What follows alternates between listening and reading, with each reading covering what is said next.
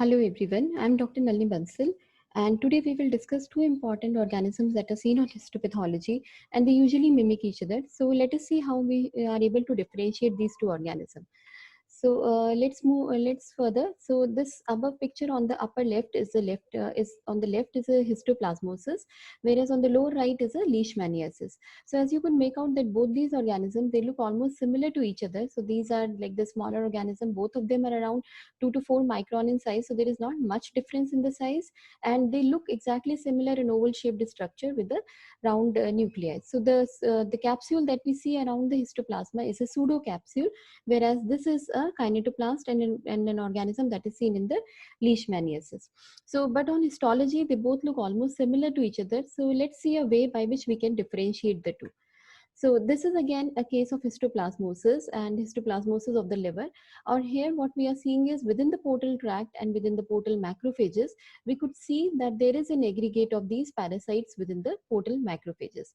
So one thing is when we are seeing histoplasmosis, they usually tend to aggregate each other and they're usually found within the macrophages. So they are seen as clusters within the macrophages, and not just within the portal macrophages, they are also present randomly within the Kupffer cell. So they are usually seen within the macrophages as an aggregate.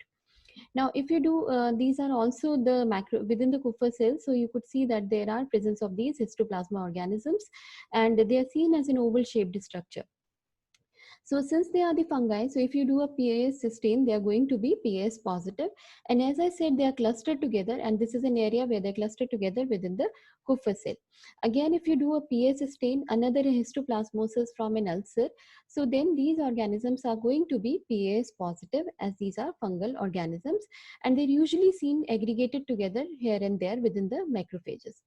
Now, if we do a GMA stain, then these organisms will be blackish. They will show a blackish nuclei, and this is the capsule, that is a pseudo capsule which is surrounding this histoplasma. So they are also called histoplasma capsulatum, and they are the only yeast forms that are visible. So these are intracellular yeast forms. We do not see any hyphae here, and it is only the yeast forms that are visible. So these yeast forms are GMS positive.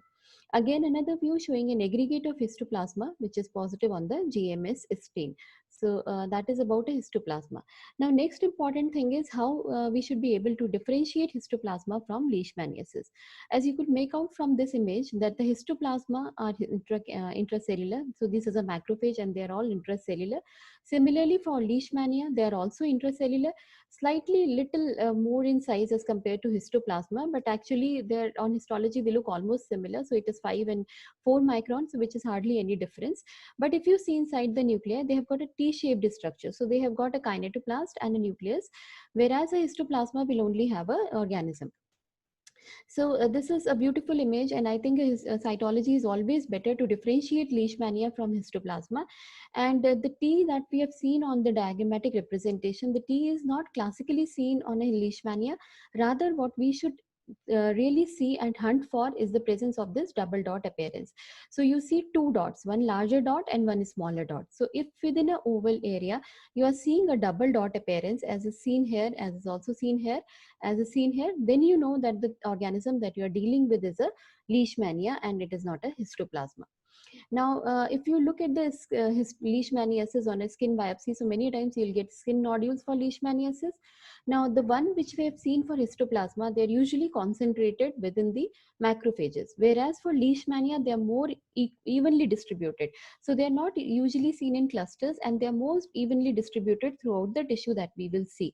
And the other thing, the double dot appearance that we are going to see on the leishmania. If you do a GMSA stain, if you do a GMSA stain, then these organisms of the leishmania will be GMSA positive, and that again will be a guiding light. So if you do a PS and GMS stain, so these organisms will be PS and GMS negative, and that is also one of the way by which you can differentiate them from histoplasma. It is important to differentiate these two structures because on the therapy that is given for leishmania, it is given for a shorter duration of time, whereas for histoplasma, it is given for an extended period of time. So that is why it is very important to differentiate the two. One, leishmaniasis is a parasite. So if you have an history that the patient is coming from the endemic zone, then you know that the chances of it being a leishmania are relatively higher. Whereas if you know that the patient is immunocompromised and you're getting a tissue from an ulcer or from any of the organ, if it is a disseminated disease, then the chances of it being a histoplasma are more. So again, to summarize the difference between the two, so histoplasma will and leishmania, they both will be almost similar, though leishmania will be around 5 micron and histoplasma will be 2 to 4 micron. The double dot appearance you will see on leishmania, not on histoplasma. The PS and GMA stain will be positive in histoplasma, not in leishmaniasis. And then in histoplasma, they are usually aggregated, clustered, whereas leishmaniasis are more evenly distributed. So that is how you are going to differentiate the two, and it is important to differentiate the two. Thank you so much. Thank you for your patient hearing.